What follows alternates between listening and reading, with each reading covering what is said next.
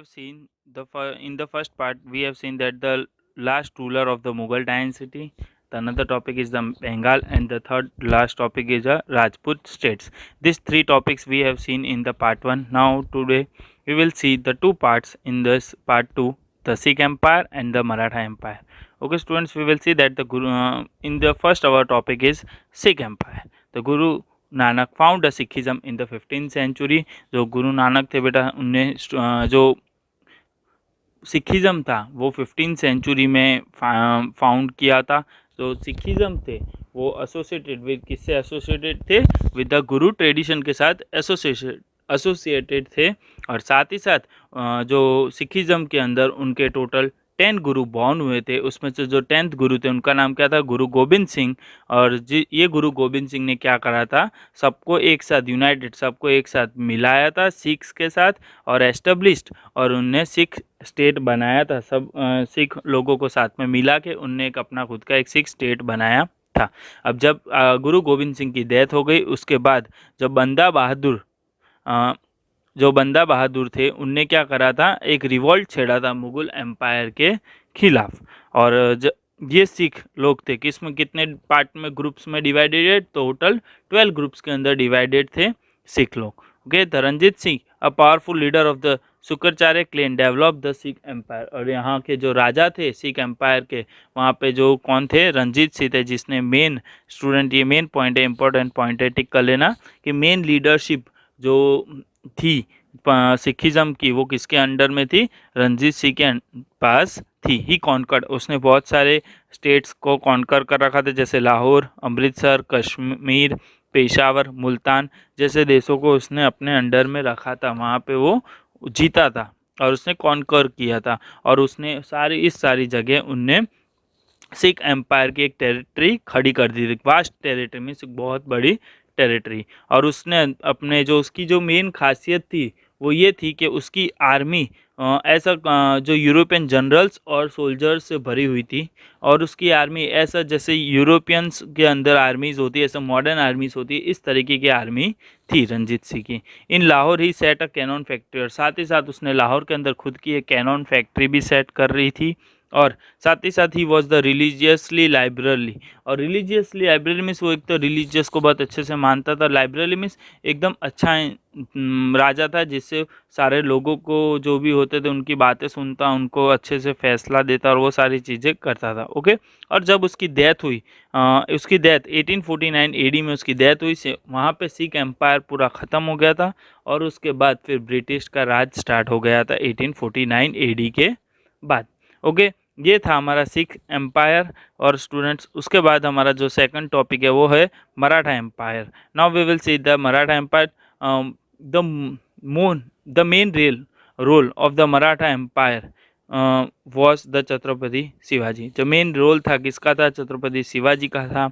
17th century में वो four front बोलते हैं, जो सबसे आगे खड़े रह के मराठा किंगडम के सबसे आगे खड़े रह के लोगों के, जो दूसरे मुगल्स थे उनके साथ, जो ब्रिटिश थे उनके खिलाफ वो लड़े रहे थे। The Shivaji created an independent state by troubling the Sultan of Bijapur, the Mughal Empire, Aurangzeb and the Portuguese। अब शिवाजी ने इंडिपेंडेंट स्टेट बना दी है, और किसको परेशान करके? जो सुल्तान ऑफ बीजापुर थे उनको हरा के, जो मुगल एम्पायर औरंगजेब थे उनको, और पोर्टुगीज थे उनको, इन तीन को हरा के वहाँ से बेच के उनने उनका जो स्टेट्स थे वो सारे के सारे क्या कर दिए? इंडिपेंडेंट कर दिए थे।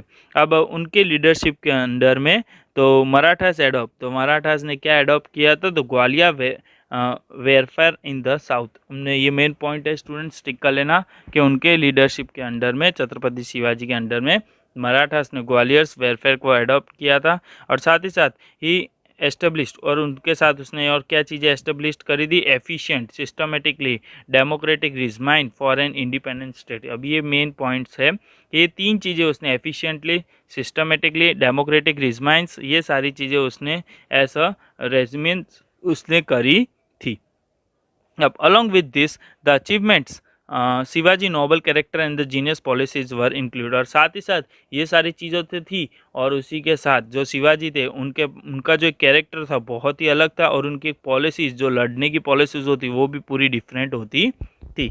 अब जैसे ही शिवाजी का डेथ हुई, अब उसके बाद क्या हुआ, जो उनके जो ग्रैंडसन थे जो साहू जी, उनको औरंगजेब ने कैदी बना लिया, और 1707 एडी में साहू जी को वापस वहाँ से रिलीज़ करा गया। और जैसे ही वो रिलीज़ हुए तो उनके जो आंटी थी ताराबाई, उनके साथ उनका अच्छा कुछ रिलेशनशिप बनता था नहीं, तो उनसे क्या उनकी फ़ाइट होने लगी थी।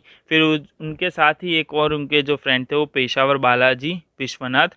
अब वो बहुत पहले से ही ऐसा पेशवा की तरह मराठा किंगडम के अंदर काम कर रहे थे। सो बालाजी विश्वनाथ सबसे पहले पेशवा थे। अब उनने पूरे मराठा किंगडम को अपने अंडर पावर में, अपने हैंड्स के अंदर ले लिया था। अब उसने क्या करा था, जो साहू जी और बालाजी विश्वनाथ ने लड़के पूरा अपना अंडर में राज्य ले लिया।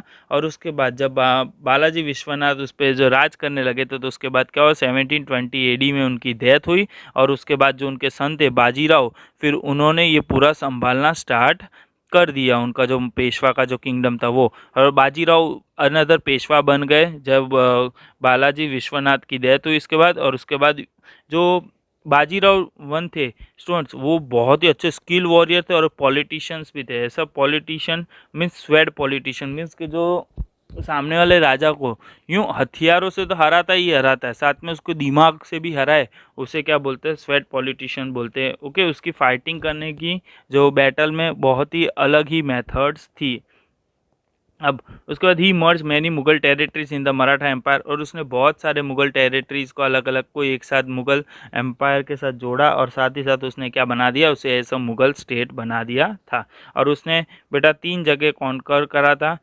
ही conquer the Malwa, Gujarat and the Bundelkhand. अब ये 3 जगह तो उसने कॉन्कर करा था, साथ ही साथ उसने नॉट ओनली दिस, उसने जो निज़ाम ऑफ हैदराबाद थे उन्हें भी हराया था। Okay, and he transform Maharashtra into the Maratha empire, और उसने महाराष्ट्र को बदल के मराठा एम्पायर वहाँ पे रख दिया। अब जैसे उसकी डेथ हुई 1740 एडी के अंदर बाजीराव की, तो उसके बाद उसके सन जो बाजीराव बालाजी बाजीराव थे उनको पेशवा बनाया गया। और उनको इतनी सारी उनको विक्ट्रीज़ मिली कि he achieve victories from Bengal to Mysore, और उसने बंगाल से लेकर मैसूर तक पूरी अपनी विक्ट्री अपने अंडर में रख ली। अब उसके बाद स्टूडेंट्स क्या हुआ, जो ईरान अहमद शाह अब्दाली थे वो इंडिया के अंदर आए 1761 एडी के अंदर, उन्हें इन्वेड करा गया।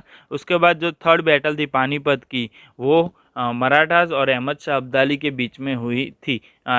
मराठास के जो उस टाइम पे राजा थे वो कौन थे स्टूडेंट्स, जो बालाजी बाजीराव थे, तो उनके बीच में और अहमद शाह अब्दाली के बीच में फाइट हुई, और वहाँ पे मराठा लोग हार गए।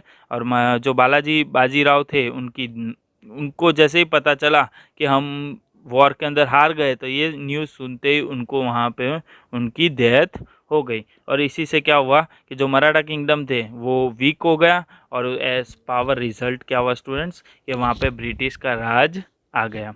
ओके स्टूडेंट्स, ये था हमारा चैप्टर नंबर 9 जो था political rulers of the 18th century. अब मैं आपको PDF भेजूंगा, वो आप अपनी नोटबुक में लिख लेना। और अगर आपको इस टॉपिक में कुछ भी ना पता चला हो तो आप मुझे मैसेज करके या फ़ोन करके पूछ सकते हैं। Okay students, thank you.